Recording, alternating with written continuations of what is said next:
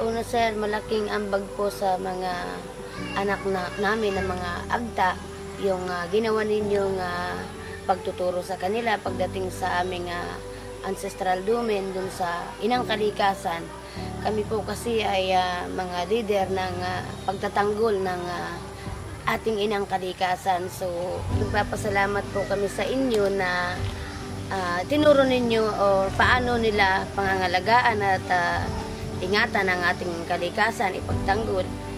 Yan po yung gusto namin talagang ituro sa kanila na sa susunod na mga henerasyon, sila din yung tatayo bilang leader, bilang magtanggol sa amin, sa ating Inang Kalikasan. At ang ating Inang Kalikasan ay tunay pong buhay talaga. So, lahat po ng tao ay may responsibilidad actually sa ating Inang Kalikasan.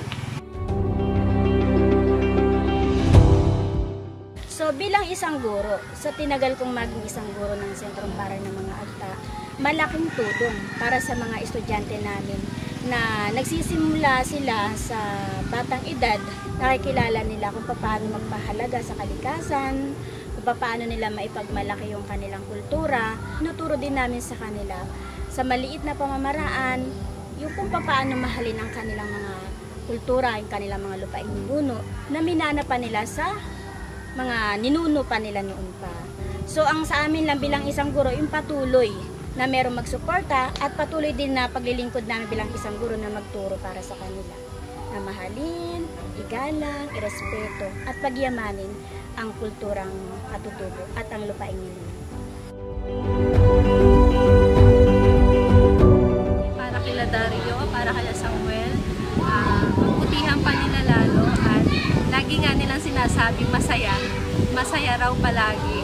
Kaya sana hanggang sa pangangalaga ng ating kalikasan, hindi lang masaya yung maramdaman nila, maging grateful pa sila sa mga bagay na meron sila. Lalo dito sa community ng Tipontian, sa Siguran, napakalawak ng kalikasan na meron sila, ang sakop nila. Kaya sana lalo pa nilang pangalagaan, huwag nilang hayaan na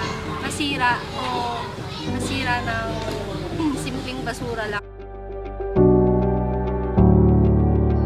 Tatangkali ako. Tatangkali ako. Tatangkali ako.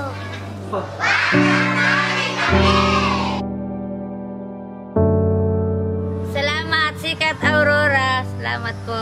Salamat po sa Sikat Aurora at salamat sa SPA. Maraming salamat. Thank you Sikat Aurora. And then kay Father Chopra. Thank you po.